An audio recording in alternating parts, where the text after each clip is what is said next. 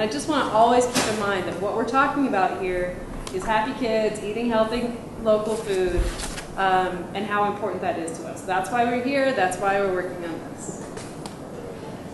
So we're going to talk about the federal geographic preference option, how that relates to state law. We're going to talk about the basic requirements for competitive purchasing, and then we're going to talk about the small purchase threshold as that is affected by our state and federal laws. So before I jump into this too much, I want to just sort of give the framework for who makes what rules about farm to school and school food purchasing. So at the federal level, there's Congress and they make laws, and then there's USDA and they implement the rules about farm to school. They are ordered to write rules, they give out the money for National School Lunch Program and other child nutrition programs. And then at the state level, we also have a legislature and they make laws. We also have OSPI, which is our Department of Education. People in other states, when I rattle off OSPI, they're like, what? But anyway, it's our Department of Education, as you all know. And they oversee the implementation at the state level. You also have USDA folks doing that. And then, and in this state, because we had a farm to school program created by the Local Farms Healthy Kids Act in 2008, we also had a farm to school program in the State Department of Agriculture, which was my program. We are currently kind of, because we are not funded, we are not a program, but we are still able through grants to do some outreach on farm to school with grant funds, and this project was one of those really timely funding sources that came along. So we're going to talk first about the federal geographic preference option. It came out in April of 2011, and we were already doing legal analysis about purchasing and kind of waiting for that to be codified and made clearer. And when it did, we went back to our attorneys at Georgetown University, at the Harrison Institute for Public Law, and we said, okay, that legal analysis about food purchasing, how is it affected by the geographic preference option? So we got an updated analysis. Just want you to kind of know what went into this so that you feel confident using it. We also took those legal analyses documents to the State Attorney General's office to make sure that our state attorneys agreed that this was the interpretation of the federal and state law we were going to use. And they did. So at the federal level, they put out the geographic preference option as a final rule in 2011, and it's essentially boiled down to 4 rules. And this applies to all child nutrition programs. This guide is written for school districts because it was easier to focus in on something that I knew pretty well and not get confused about how it affects CA, CFP, and other things. But it does apply to all the child nutrition programs in the federal funding. So the first rule, school districts must define a local. If they're going to do local purchasing using the geographic preference option, they have to define local, and they may do so as they wish. This is what USDA has said. We are going to talk a little bit about what our state says because there is some disagreement on that, and I can give you the advice that we are giving about that. So USDA has said school districts can choose local, whatever they want to say. It can be Oregon, Washington, and Idaho. It can be one county. It can be whatever you want. Our state AG's office has read this and said, I'm going to skip forward just a bit. But essentially the state law, the Local Farms Healthy Kids Act in 2008, which created the Farm to School program, also created an exemption from the school purchasing rule for the purchases of Washington grown food. So there's that purchasing clause or that section of the law for school purchasing that applies to everything, pencils and other stuff. And food is included, and it has basically a lowest price requirement for purchasing food within your specifications. But then they added the clause that just said purchases of Washington grown are exempt from this section. And that's where we started to have confusion about, well, what are we supposed to do when we're buying food? Can we just go out and buy it? What most people have done, frankly. It's what most people have done nationally, but that people started hearing from the auditor's office that they were buying over a certain amount direct from a farm without a bid or quote or anything like that. And so we got concerned, and that's why we wrote this guide. But that purchase of Washington grown food exemption means to our state attorneys that that's the only purchases that are exempt from that lowest cost. And that when you're doing a local geographic preference, it needs to be for Washington grown food in order to be exempted from the state rules. We'll talk about how they interact and why that stands in just a sec.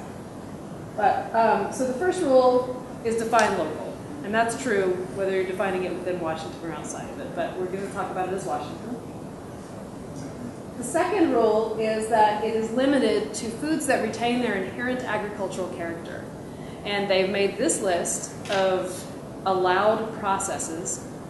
It means you can buy frozen ground beef patties, but it means you can't buy canned foods that have been cooked or heated or have certain kinds of additives. The only additives that are allowed are those to prevent oxidation of produce. So that list is available in this guide and lots of places, but that's the list of things that can be purchased locally using the preference. You can still buy local other things, but you can't apply this advantage to it. Rule 3 is that you cannot require local food of your vendors. You can't say, we're putting out a bid for only Washington-grown foods. But you can apply a specific advantage in that competitive process for Washington foods. And then rule number 4, it has to be applied to the origin of the product, not the vendor. So rather than saying, we want to buy from Washington farms, you can say, we want to buy from vendors who can provide food grown in Washington. So all of this is about getting more locally grown food, and Congress and USDA have intended this to make it easier to buy locally grown food. I know it is also daunting to sort of make sense of all the rules and how you apply them, but it's actually not as bad as it might seem. So here's another view of this, just for those who think more visually. If you're looking for local, you can geographically preference local, minimally processed. Local is defined by the school district. Minimally processed is that list we already saw, boiled down to this shorter list. And these are things that cannot be. Actually, anything that's outside that minimally processed list can't be, but this is a short version of some things that if it's canned, you can't buy it for geographic preference. And then products, not the vendors, farmers, processors that you're buying from, are your criteria. So this is the part that goes into that Washington state law question. So USDA has said this: schools may decide their local according to their preference. Washington state law has an exemption only for Washington-grown food, which applies. And this is kind of the background technical, like how the federal law interacts with the state law, and the reason that our attorneys here at the state, and the ones at Georgetown University, incidentally, have said Washington state schools need to buy Washington-grown food, or they could be open to lawsuits from disappointed bidders. I don't think, well, I know, our state auditor is probably not going to say you can't do a preference for outside of Washington food. They could, because they do follow the state law. What we're trying to protect from by advising that you use Washington grown or smaller as your preference is if there is a vendor in Washington who sells Washington grown food, and you're buying Oregon-grown food with a preference that says we'll give a preference to Washington and Oregon, they can say, but state law doesn't allow you to do that. So that's what we want to protect from by advising that when you're choosing your locally grown area, you choose Washington-grown. That's all I'm going to say about that. I think I've said it. But, so the reason it works that way is that the federal rules for the Child Nutrition Program are in the UAR, the Uniform Administrative Code, or what I think we probably usually call it the Common Rule. Have you heard the Common Rule? Is that what they call it here? Within those rules, it says that state rules apply to your purchases of food, unless they, as long as they fit within the Common Rule requirements. So as long as your state law doesn't open you up wider or give you more permission than the federal Common Rule, then you're fine.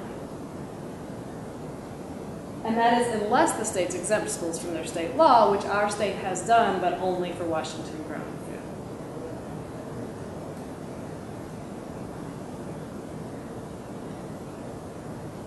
So in our case, if you're buying Washington-grown food, you default to the federal rules for purchasing, and we're going to talk about those. If you're buying just food in general without it saying you want Washington-grown or attempting to buy Washington-grown, then you follow the state rules. That usually comes into play with the threshold for formal bids or not. So this is our state rule in flowchart form. So if it is less than $40,000, our state says that you can just buy it without a competitive process. That's annual. There's a little bit of disagreement on that. It's actually my understanding, based on lots of conversations with lots of people, is that it is per purchase. So if you're doing a produce bid and it's under $40,000, even if it's a seasonal produce bid, you can use informal. Or you don't have to, in our state law, you don't have to get competition. That's not going to be true for USDA. So between 40 and 75,000, you use an informal, you have to get 3 quotes. Over 75,000, the auditor is going to ask you why you didn't do a formal bid. And this is also true, so it's true per procurement.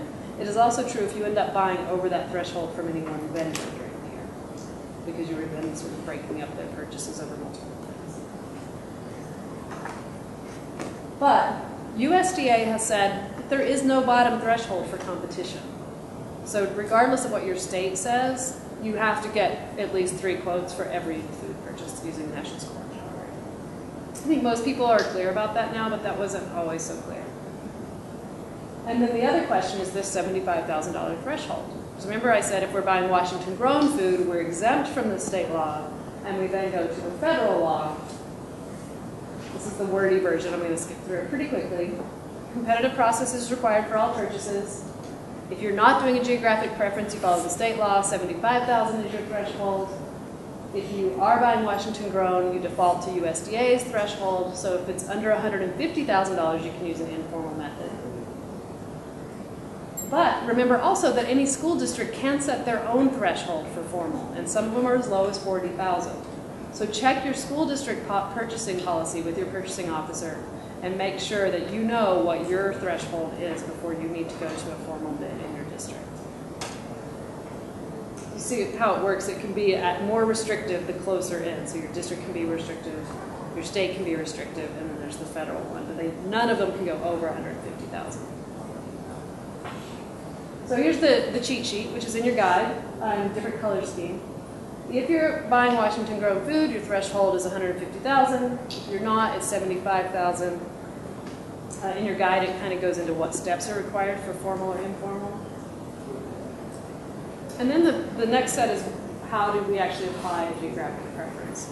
So I want, before we go into sort of the more nuts and bolts of how you can implement this, I want to stop really quick and just make sure that we have a chance to chat a little bit about if you've had experience trying this and what it's been. If you have questions about it coming in the door today, how much you know or don't know about it, just whatever. I just wanted to have a little bit of a time to chat about it and see what your thoughts are, what your concerns or fears might be, so that we make sure as we go into the details we're addressing the issues that folks have in the room.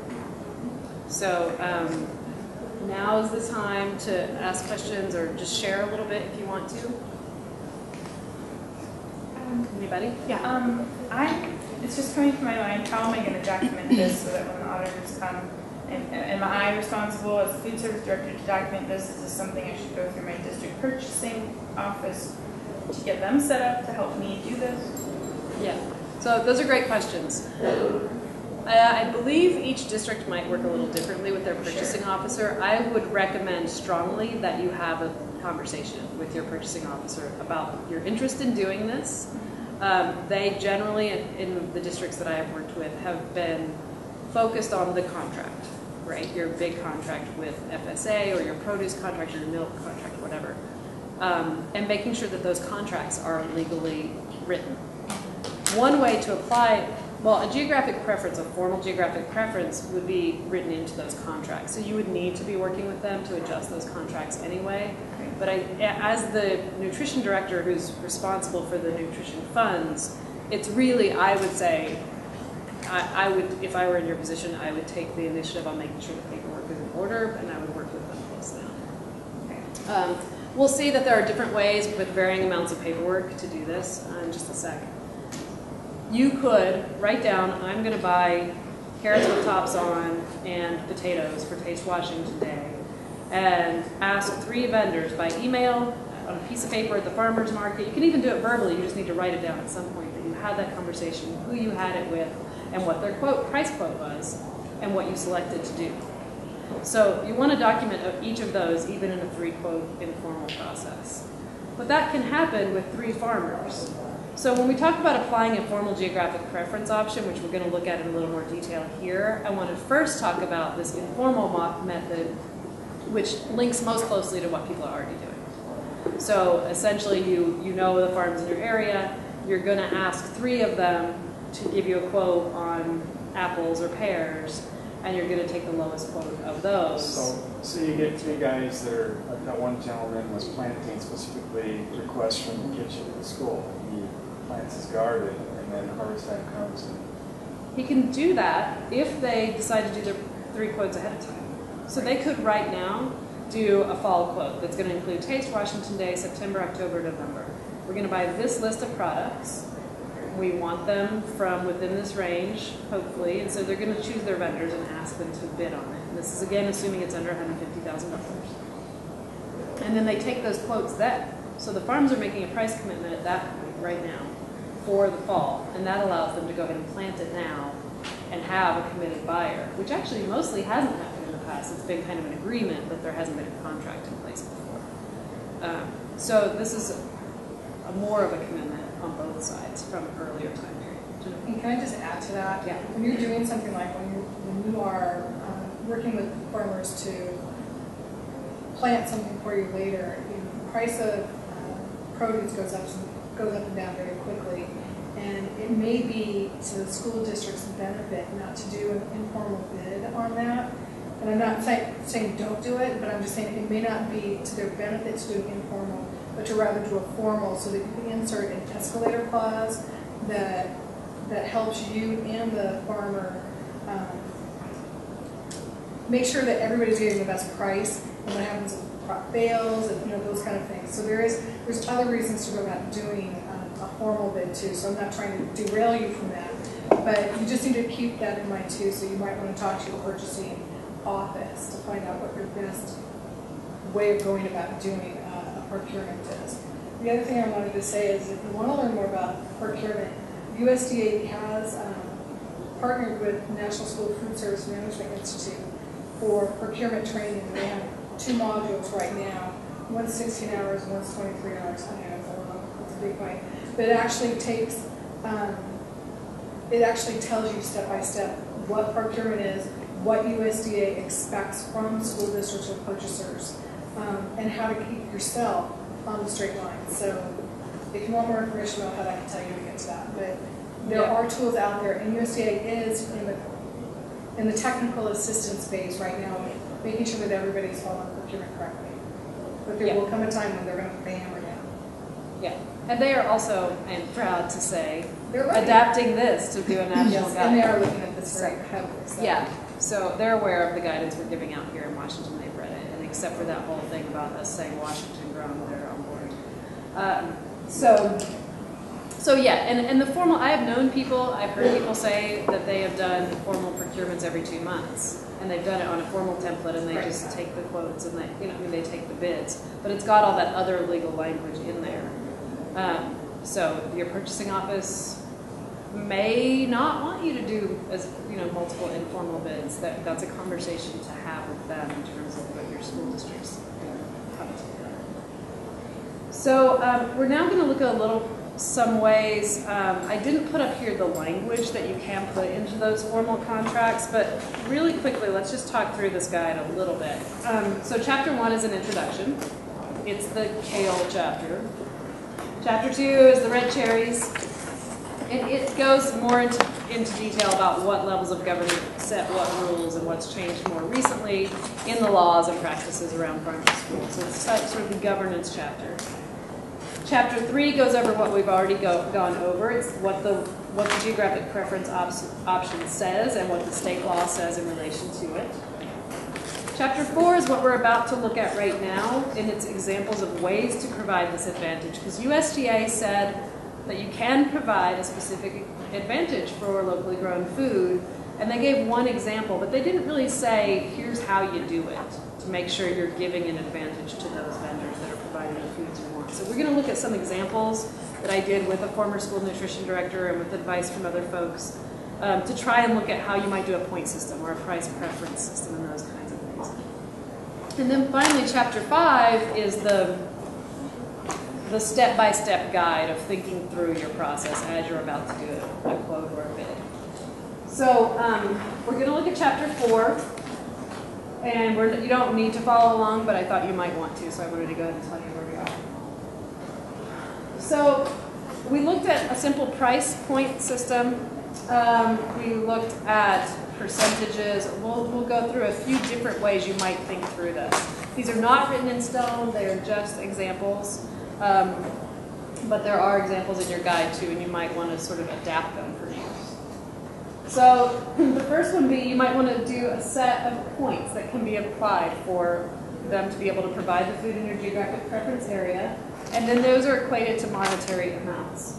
And then that is deducted from the quote amount for comparison purposes, and then you would pay them the amount they actually bid, but if it's a 10% price preference. And here I'll show you what that looks like. So in this example, which is USDA's original example, there is 1 point equals 1 penny. So vendor A is offering the product at $1.97 per bunch, we'll say. Vendor B is offering $2.10, and vendor C is offering $2.03. Do they meet the geographic preference? In this model, you're saying to them, do you meet the geographic preference? Are you providing me Washington-grown food, yes or no? And they do say yes or no. In this case, only vendor B is. They are doing locally grown food, so they're going to give themselves 10 points, which equals 10 cents off their price when you're comparing the 3 prices. So that means their price goes down to $2, and it compares to $1.97 and $2.03. In this example from USDA, vendor A wins the bid because even with the geographic preference, the specific advantage, vendor B is still a higher price. If that vendor A hadn't existed and you were looking at B and C, then vendor B does become cheaper than vendor C and they would get the bid. Does anyone know what you're going to pay them in the end when you invoice them? Are you going to pay them $2 or are you going to pay them $2.10? Right, you're going to pay them $2.10.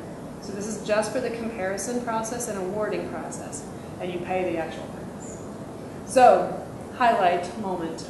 What this means is when you apply geographic preference, points or percentage or whatever, you're essentially agreeing to pay more. And you need to think carefully about what that margin is. If you do a 5% preference, is that going to stay within your budget? If you do a 15% preference, you'll get more likely to get more locally grown product, but you may blow your budget out of the water. So that's the balance that's always being figured out when you're applying a preference. So the next one is a percent price preference. And that means the price preference of a specific percentage, and that's what I'm talking about, a 5% or a 15% preference. And then you set the threshold so that, let's just look at it, it's harder to talk through that way. So in this case, where your example is that you set a 10% price preference for anybody who gets 80 points or more on the geographic preference chart that you've created. So in this case, our chart is based on 100%. So we're going to say for items within the geographic preference area, X percent of 100. So the first one said we can provide 20% of the products on your list from Washington. The second said we can provide 80% of the products on your list from Washington. So they get 20 and 80 points. And the second, we said acceptable substitutes. And this is just a concept that I wanted to mention here. You could say, well, we wanted pink lady apples, but we're going to put that on there. And we're also going to have room for substitute apple varieties that we would be willing to buy instead and let them price those too. So if farmer A or vendor A only has 20% of the products you want from that area, but they have a different variety. They can provide gala apples, and you're okay with that. Then they can do 10% more of your order using those gala apples, then they get 10 more points. So they get 30 points total. And the other one had 15% of substitutable orange squash or something. And so they ended up at 95 points. So the first one only had 30 points, which didn't take them over 80. So they don't get the 10% price preference because it wasn't the standard you wanted for how much Washington grown food you were hoping for. Whereas the second one has 95, well over 80%. And so they get a 10% price preference. And that's where you take off 10% from their bid price for comparison purposes. And in this case, vendor B gets it because with the 10% off, they are the lowest price, and then you pay them, again, the actual price of $35,000.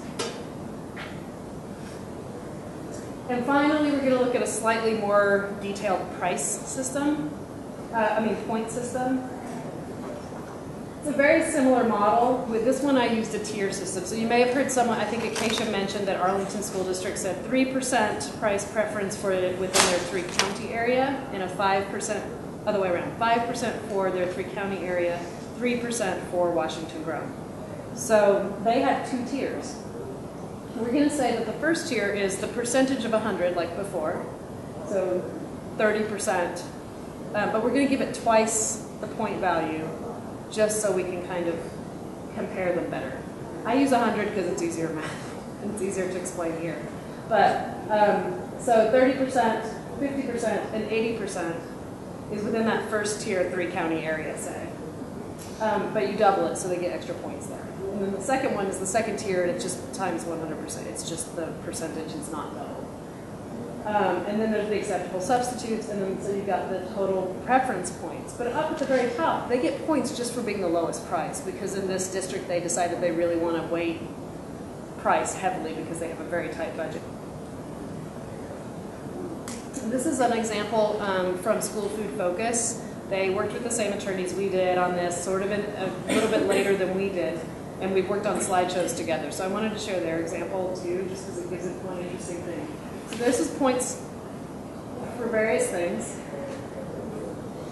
Product categories, deliveries, all the things that matter to you when you're buying food. Cost, and then the local minimally processed products. So this is the geographic preference part. And they gave up to 5 points on a scale. So they did that by saying you get 5 points if 75% or more of the product are off, or of the total cost. So out of the total bid dollar amount, if 75% of it is for local food, then they get 5 points.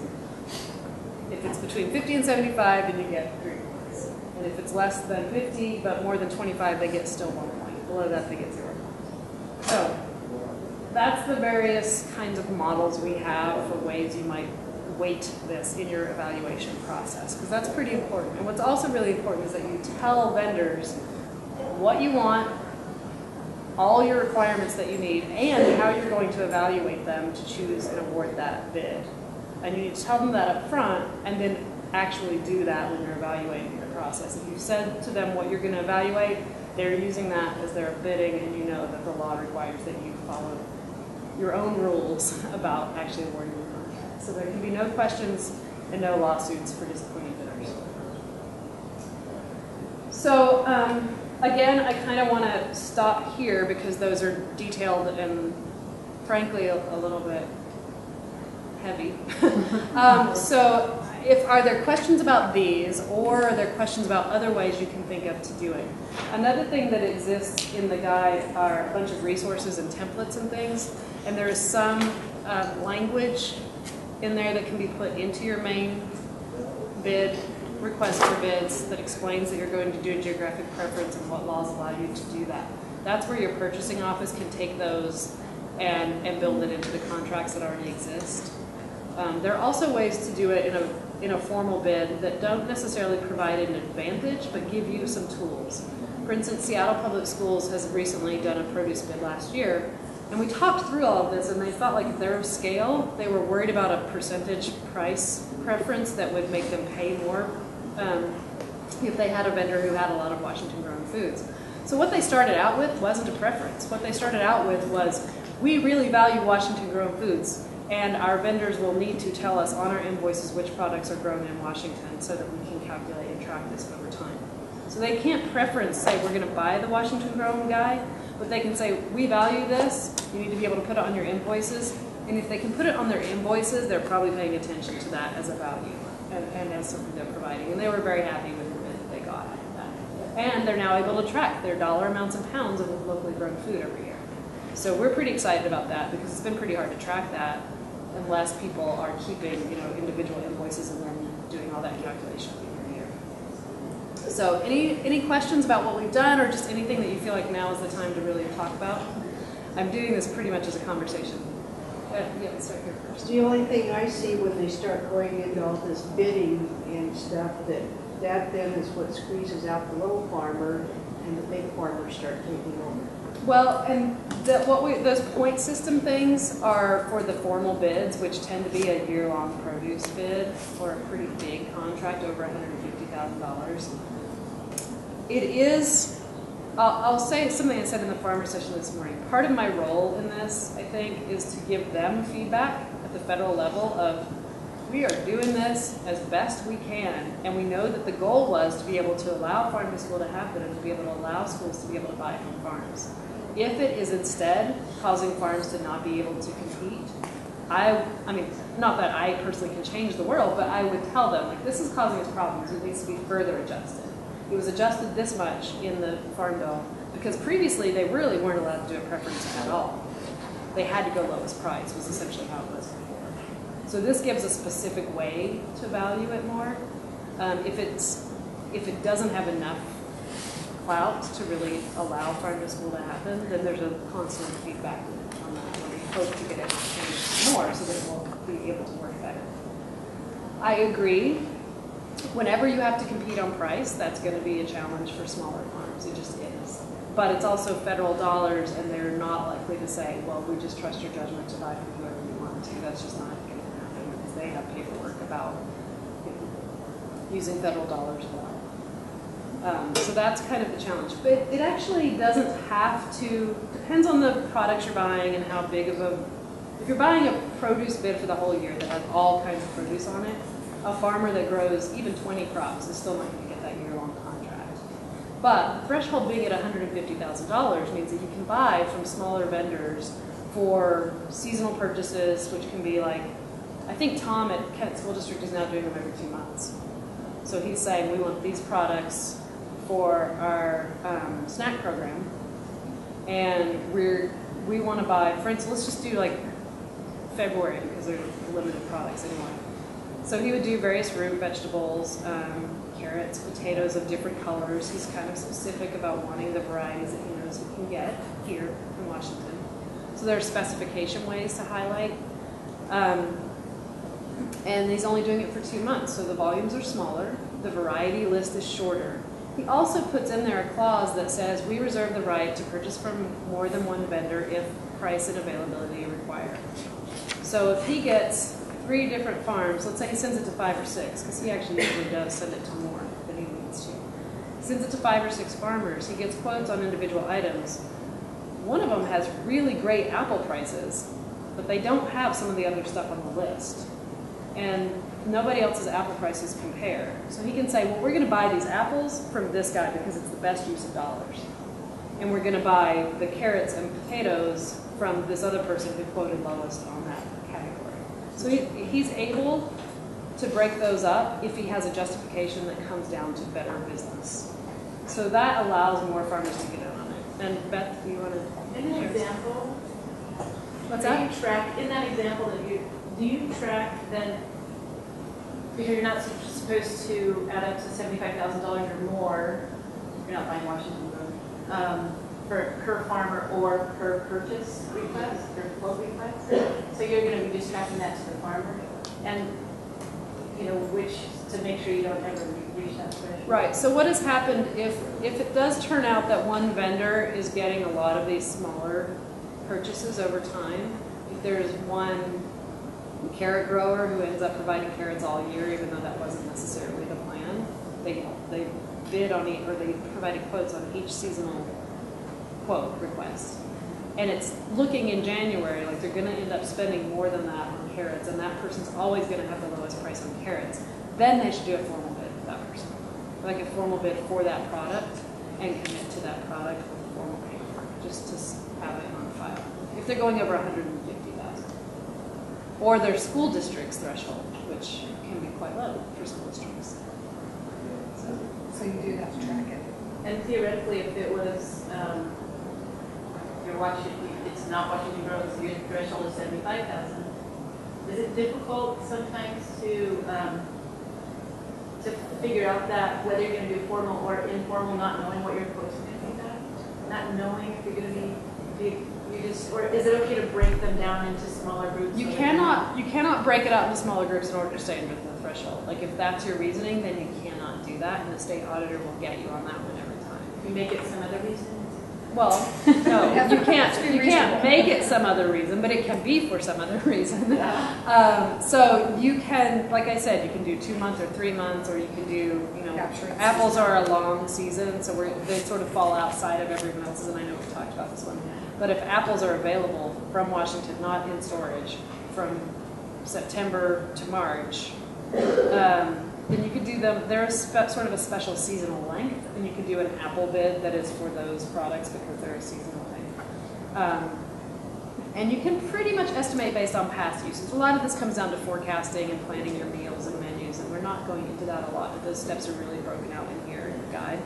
But if you're able to say, from past usage, we're going to use this many apples, and the price is going to be somewhere within this range, so we need to plan for that, and if it's going to be over 150, you can usually kind of tell. At least the directors that I've talked to more in detail can usually tell them what it's going to go over or not. It can be for meat products and fish products. I'm going to show you where it is in your guide rather than going back to the slide.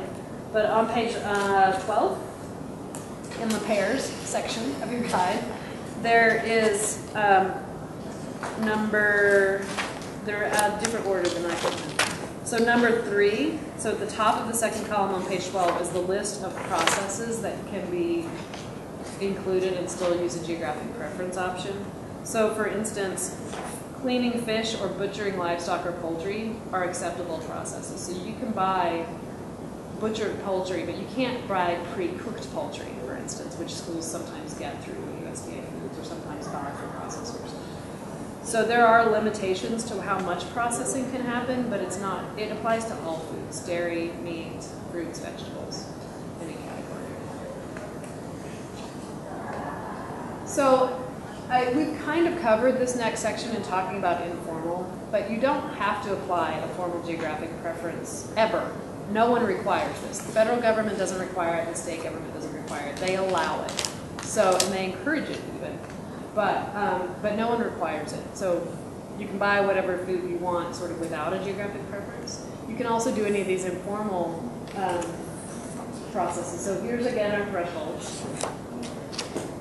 If you're doing an informal, we talked about what that process can look like. You can just get 3 quotes. And here's a procedure. We're going to skip that slide. So essentially, you don't have to do a geographic preference if you're doing informal because you're choosing which 3 vendors. So you could say, we'll offer a 10% price preference for Washington-grown food, and we're going to ask the 3 farmers up the road.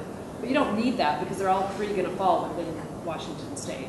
So you don't have to do all the points and preferences and all of that. You can just take the lowest cost price and choose your 3 vendors that are only selling Washington-grown food or Washington-grown food or wherever it is. So you don't have to apply a geographic preference. You only have to apply a geographic preference if you intend to choose someone because they're providing Washington-grown food and you're spending over $150,000. So I just wanted to make it clear that while we talk about this as a geographic preference, I realize I wished I'd named it differently because it's not really just about geographic preference. It's about how you can buy Washington-grown.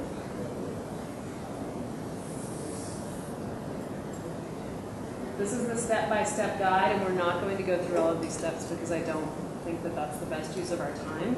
But I just do want to point out that it starts with forecasting and planning and deciding what dollar amount you're going to spend, so therefore what kind of procurement you need to do, what geographic preference area you're going to choose, and how you're going to apply it, whether you're going to use points or price percentage or just state that you value that and hope that they will provide it, but not get points for it.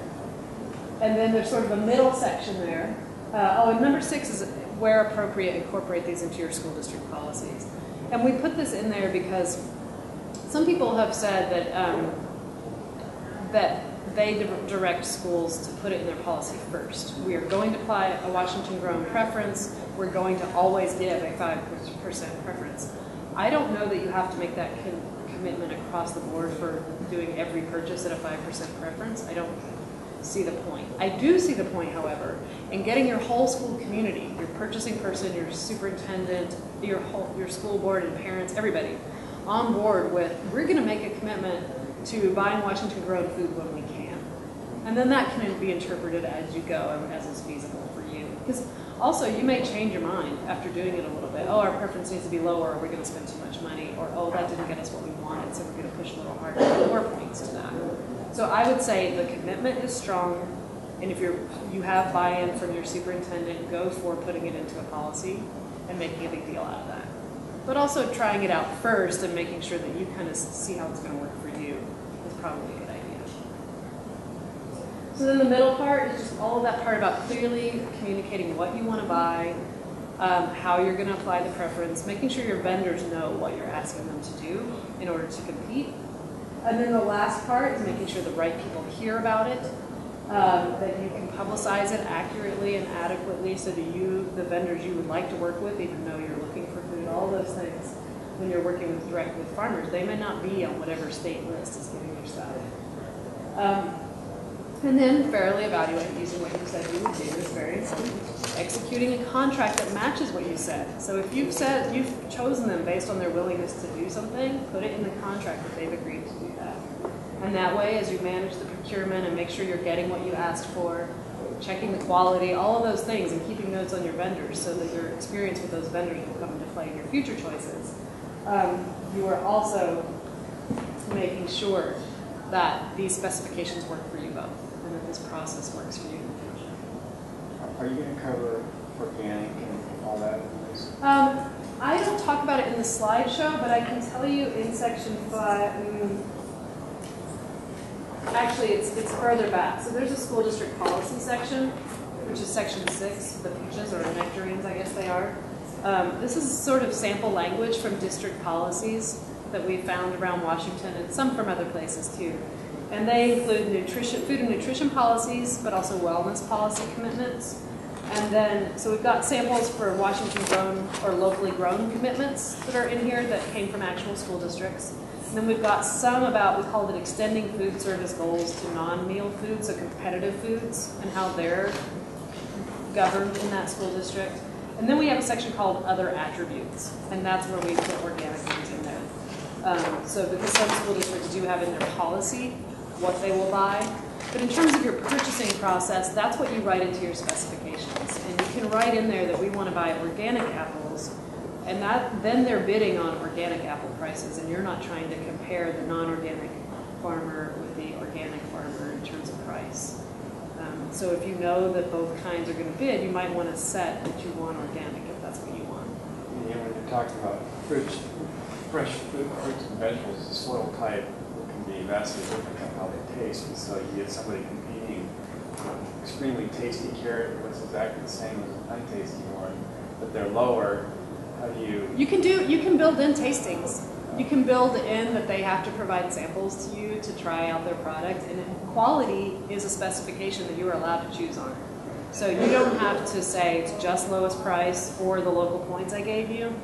And we encourage writing specifications pretty carefully and having the opportunity for taste and quality to influence your decision, whether that's grade A as a standard or a description of grade A as a standard, or whether it's that you require each vendor who's selling you carrots to bring them in so you can try them and base it on that. You can do that. So you can justify spending more money based on preference? Yeah, I mean you can. If meeting the qualifications and specs that you've written, and you go meets those, the lowest price of that. The auditors won't. So Just write it down. as long as you clearly state in your specs. Right, as long as you we have in here examples of a bunch of Washington grown foods and descriptions of quality that we wanted to see in them, and you can use these. Right now, these are all available for download in PDF form. As soon as I get some staff time, we're going to put them up there in Word and Excel so that you can actually use them, download them, adapt them, and use them for yourself. There's a whole bunch of resources in here for that. We have till 3:30, am I right, Joan? Yes. Okay. So yes, if they meet your specifications, and specifications can include taste, and you can taste them. I would suggest that if you repeatedly do taste tests and base your choice on the taste test, and you always end up with the one farmer down the road, you might still have some things to answer for. You could have the auditor do the taste test, but I mean, I don't know. I mean, if that's really why you're doing it, and you can say what you will, this guy has the best carrots. I don't know what the auditor's going to say, but I think as long as you're not continuously paying exorbitant prices for something you could get other places, that you're probably going to be okay. They have said over and over again, if they have the documents, they can prove to me that they know. If they see an anomaly in your paperwork and they ask you about it, and you can say, oh yeah, we did a competitive process, here's how it works, I understand the rules, and I tried to follow them. Here's why I made that choice. Preferably that's written down somewhere. But if you can justify why you did it, I don't think they're going to give up you a hard time. Right? They are supportive of this too, so. So we're just going to, I'm trying to decide about how much detail. I think we're going to mostly just have a conversation, but this is some of the other resources that are in here that I wanted to talk through a little bit. And we're going through that 1 through 16 checklist as we go, kind of. So your first step is forecasting and planning. So I want to really state that just the purchasing criteria and the points and all of that is not the crux of getting the food you want for farm to school. Farm to school is really about looking at what's available around you, planning your menus, substituting out items that you want that you can get locally, and then getting them. So really the underlying work here is what it's always been, which is making sure you decide what you're buying for. You're going to participate in these special events this year to really highlight farm to school. The menus are going to include as many Washington products as we can. We're going to prepare for our purchases in your guide and online, everywhere we go. There are seasonality charts, which Shoko, my colleague who's in the other session right now, created these, and you'll see that they're in the categories from the nutrition, the new meal pattern. So there are dark green things grown in Washington and when they're available. Dark orange, the starchy, and the other, as USDA has defined them. As we talked this morning about, it's not always intuitive which category they're in, but we've used their charts. There is also a separate one for fruits and herbs, and that one uses vitamin A and C, which is what the child cares use to separate out what they need to serve, because fruits are all one category under USDA's food. But we figured it would be useful to have them in A and C. Make sure you're providing variety of nutrients. Also, this is our website, WSDA's Farm to School website. And if you go to the main website and go to the left-hand corner down there where the whisk is, we have the Washington Grown Food Kit. And this is it. When you get there, it's got pictures of the different foods grown in Washington. And under each of those are recipes for that food. Some of them have menu examples. This is all work in progress. We were able to get this all created with a grant that completed this past year. And we're adding recipes to it all the time. So this is my plea to you to share with me your recipes for these Washington Grown food items if you have them. We will, they're up right now. They meet the school sort of scale. And OSPI has so graciously, I'm so happy about this, has offered to basically take our recipes over time and put the new meal pattern information for each of them. So these will, they don't currently meet the meal patterns in an obvious way. Some of them are side dishes that are pretty simple, but others are not. So we'll be working over time with OSPI to make sure that these all have that information on them. And I do welcome any that you're developing or have developed to add to this. And it's going to keep growing. The other thing about it is it's searchable. This is, I think, an old slide. But you can search under recipes. You can search for childcare recipes or senior recipes. And we have about probably 25 or 30 childcare recipes on there right now that meet their standards. And again, we want to keep adding to that too. Side note, if you're doing preschool, anybody or related to preschool, I know that some schools actually serve preschool meals. Farmtopreschool.org is a great place to check out the latest and greatest from the National Farm to School Network. Farmtoschool.org is also the national network on farm to school, so check that out. This is just an example of the thought process behind, well, we currently use these products, but maybe we could try these products grown in Washington or available from a farm instead. So say you're using bagged and cleaned baby bok choy. Actually, that's under broccoli, I think. These kind of didn't work out that well. Romaine lettuce, bagged baby carrots, and canned pumpkin for whatever you're serving. So you could decide, well, for broccoli, we're going to try this out local. We're going to do our own. Instead of buying clean florets, we're going to do it ourselves. We're also going to get salad mix maybe instead of romaine because it's easier to get in our area for more of the year. and it will be not necessarily cleaned and bagged, and we might want to wash it before we use it if we bought it direct from a farm and it's not in one of those triple washed containers. And then let's do whole carrots, maybe with tops on because the kids love them. And cleaned, but not necessarily ready to serve. We don't want them really dirty. We're going to tell them that in our bid, but we will still wash them before we use them.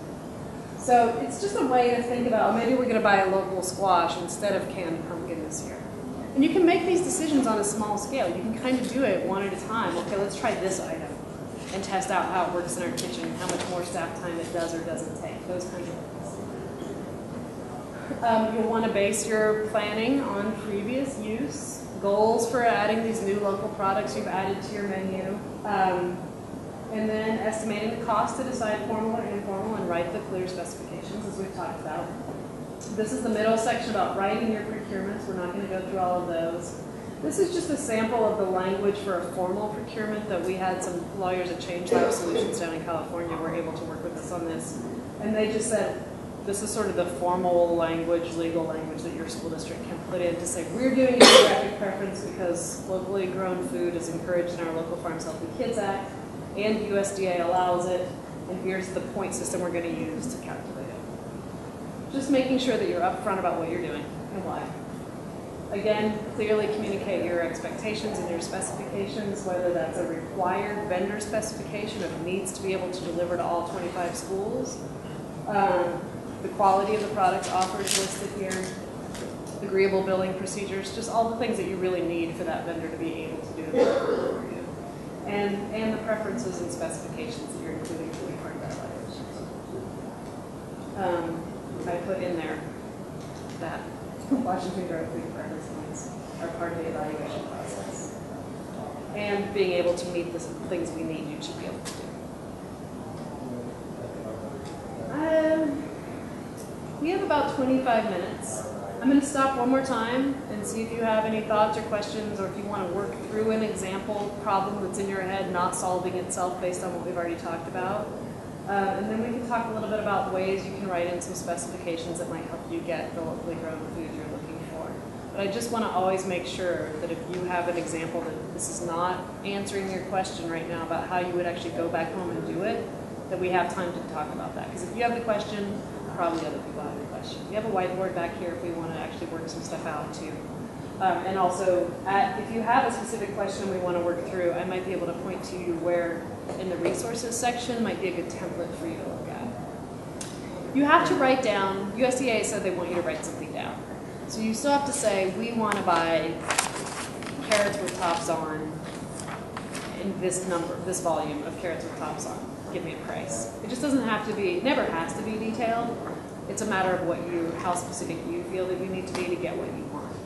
But yeah, you are supposed to have somewhere written in your file, we wanted these, we asked these 3 guys for quotes, and this is what they gave us. Anyone got a situation, even just like we buy mostly from FSA, but we want to do? Say I wanted to do one thing, like salad mix, let's say salad mix. I don't have 3 farmers right down the road, I just have 1 farmer down the road. But there are farmers I know that maybe are in the Seattle area or the Spokane area. I'm in Ellensburg. Do I have to throw out for an informal bid to people that far away, and if they get the price? You can if they deliver to your area and they can get it to you. Yes. So this is a common question, actually. Let's make it sort of a little bit more general, which is if you want a product, someone this morning said purple carrots, something less common, but greens are still an example too. So you want a very specific product. You know that there's 1 farm that grows it in your area, and you want to work with them. Unfortunately, you can't just buy them. You still have to try to find quotes for a similar product that can meet your need and prove that you did your due diligence to make sure you're spending money fairly. Open competition. Free and open competition is a big deal. I'll tell you that on the first call we had about this, where USDA did a webinar about it, someone asked that question about, there's only 1 person growing strawberries, and I really want strawberries for May because it's our harvest of the month. What do I do? And they said, well, you should make your area bigger. Or you should make your product variety more flexible. Like we're willing to try more. So some of the questions we get are about how much can I really get the one farmer I want. But it really needs to be about the product you want, and it really needs to show on paper that you made an effort to find a similar product that would meet your needs from 3 or more vendors. And 3 is recommended, but I would try to get 3 quotes. If you can only get 1 or 2, you just need to say, we tried, we asked this many farms, and no one else is growing it here. And if it comes across the mountain, salad greens are a fragile product. We don't want to wait that long or do that. So you can justify it again. You just need to be able to justify it with more than, we could just use that farmer if we make it tight enough. You just can't do it that way. But otherwise, yeah, that's a great question. No, you're fine.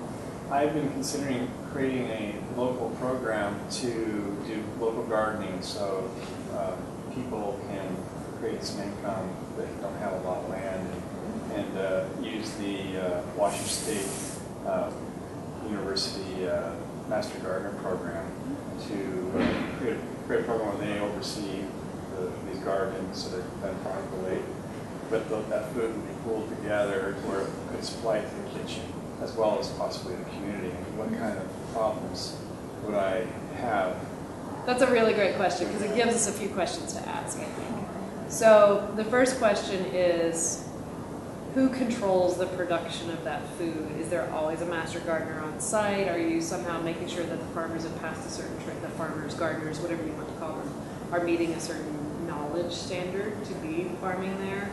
The other question is, would you be donating it or selling it? The idea would be selling it, creating some income for some local people. Okay. So one thing that we haven't talked about here is food safety, and it's here in my specifications part, but let's use this as a little entree for that, because that's the biggest problem I foresee there. A school can buy from their garden. They can buy from the FFA students' garden in their back lot if they want to.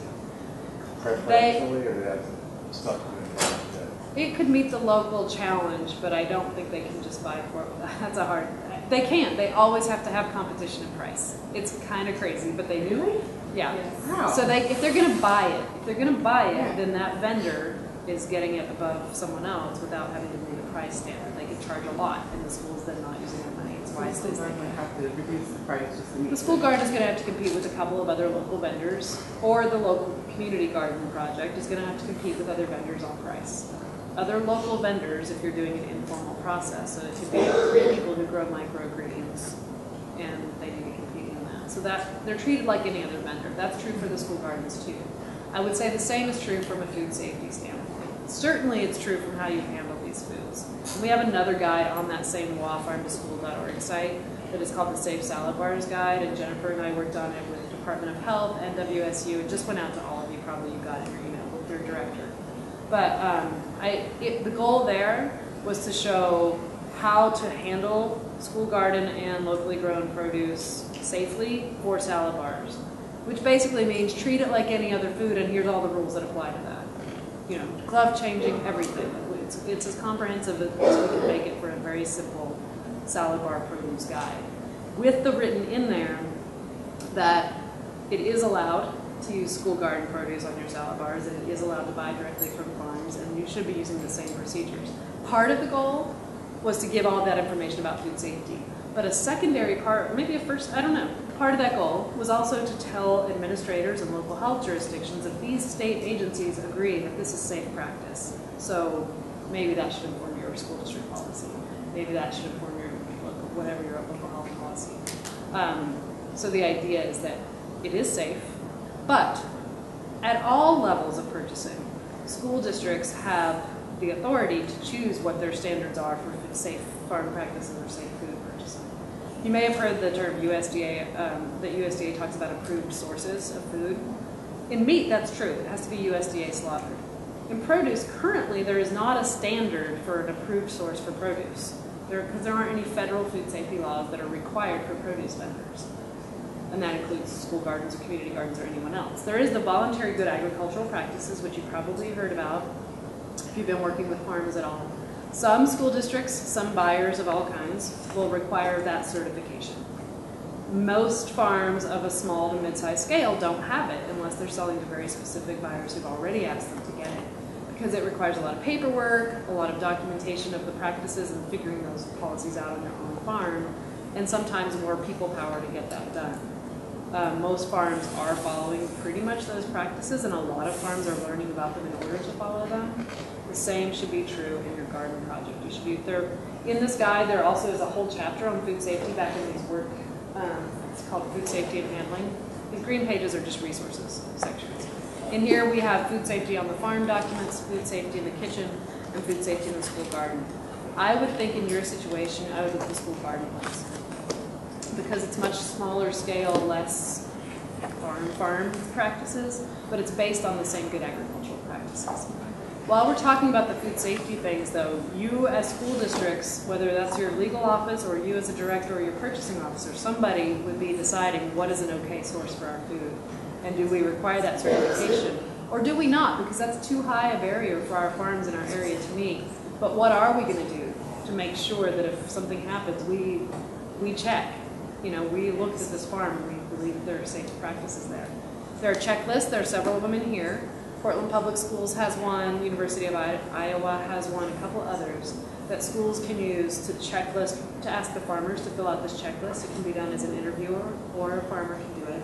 They're shorter, much shorter than the actual GAP checklist. And that way schools can feel like they're asking the right questions about food safety, even if they're not requiring a third-party certification. Some people visit the farms. They educate themselves enough to know what they're looking for. They work with an extension agent. I actually don't know of anyone doing that, but I think it would be good practice. But you can work with someone who already knows about food safety to kind of check out a farm with you. It's a matter of what level of trust you're going to put in that other person if you don't have the personal knowledge to check that farm out yourself. That's why people like third-party certifications, because they don't have to become the expert. If someone got sick in the school and you had a policy in place, so you have a food safety policy in place, bring in vegetables, something happened, find out it was whatever, how do you, what liability? That is the $100,000 question. So, well, it's actually, yes, it is. It's a big question, but it's also pretty cut and dry. Yep. Washington is a strict liability state, and I'm not going to pretend to like be the legal expert on all of this, but if someone gets sick and they track it to the produce item, what the lawyer that person hires is going to do is they're going to write everyone who had anything to do with that food, from the farm to you to the kid, they're going to write everyone up to that point into a lawsuit. They're going to sue everybody. What you then have to do is everybody says, well, I did this, this, this, and this, and this to mitigate the risk. No food is 100% safe. It all grows in the dirt. Bird flies over it, most all of it. You know, there are just risks along the way. People handle things. So what the farm is going to do under GAPS or their own food safety planning, what you all should be doing is having the checklist for these are the things that we do to try to mitigate this risk. And we did them in this case. So you don't just having the policy in place doesn't necessarily protect you, but having a policy that is a good policy that's researched and well put together, and you have the farms fill it out, you check their farm in whatever way you've agreed to do it, third-party certification or checklist or something, and they have hopefully followed what they said they told you, because if they didn't do what they told you they did, then they're more liable than you are, that kind of thing. It becomes a comparable liability issue at that point as to who is more guilty. It also, there is always risk involved in food. There just is. So does the school district pay this? I'm ignorant. Does the school district pay the lawyer fees, or does the grower and the vegetable participate? Everybody has their own lawyers to protect them at that point. So, but what happens is, this doesn't happen. Right. Like, I've never seen it happen. Yeah. But there have been food safety lawsuits around school food before. They weren't about farmers, but it is possible that something would happen, and this is how it would go. The other thing is the liability insurance levels are something to keep in mind, both your district liability insurance, any food service management company that you have, what their liability insurance is, and what you require of vendors and or growers. Yeah, who's pulling, what are your rules, what are your standards, what are your facilities, what is your standard for cleaning shared tools? Who's not allowed to touch the food? Where's the situation for where they wash their hands before they harvest? It's a lot easier to control risk if you know who's in the pool of people handling the food. And that's why for GAP farm certifications, that what they tell all their workers is a documented thing. What their standard facilities and practices are is written down. And you're holding more liability if more people are in and out of handling, and especially if it's public, if it's something people can get in and out of, for instance. A lot to think about. We can talk more later if you want. I have a comment for you. So they have a link to DPS, the food safety on the Washington Farm School website, and they actually do that. They do community gardens and supply a lot of Denver Public Schools, and they supply a lot of the Denver Public Schools with food.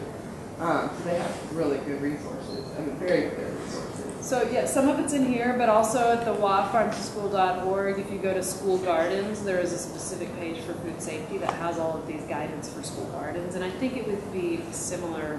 It's a good place to start, at least. Yeah, well, they do the community gardens too. So it links you to another link that will get you to the community part too. Great. And then also the child nutrition supervisor I work with, he says for insurance stuff that he talked with the district and their insurance covers farmers who don't have insurance. So they like me, so that might be something to look through. And I have a question for you. So we're doing a garden cafeteria program, and we have discussed having the school being paid for their produce. So would it be okay to get other bids and then just do lower than the lowest bid? Is that appropriate? No. If you're acting like a vendor, you have to be separated from the food service. You need to, because otherwise you would always just make the lowest bid by 1 penny and get it every time. That's not what the point is. The point is to provide open competition. And there are people who say that even donations are a problem because they undermine the farming community who needs to be paid for their work. And so if there is a community garden, for instance, that's donating food to the school district, then there's money that the farms aren't getting. School districts are a little bit harder to say that in, but there have been situations where donations are very low cost. Food purchasing is undermining other farms in an area. For instance, a nonprofit farm selling at a farmer's market with for-profit farms means they're doing it because it's a good youth program or something, so the prices are really low. But there are other farms who need to sell their produce at that market, and if the other group always undercuts them, then they're not making a living wage, or they're having to work a heck of a lot harder for it. So those are some reasons why competition matters from the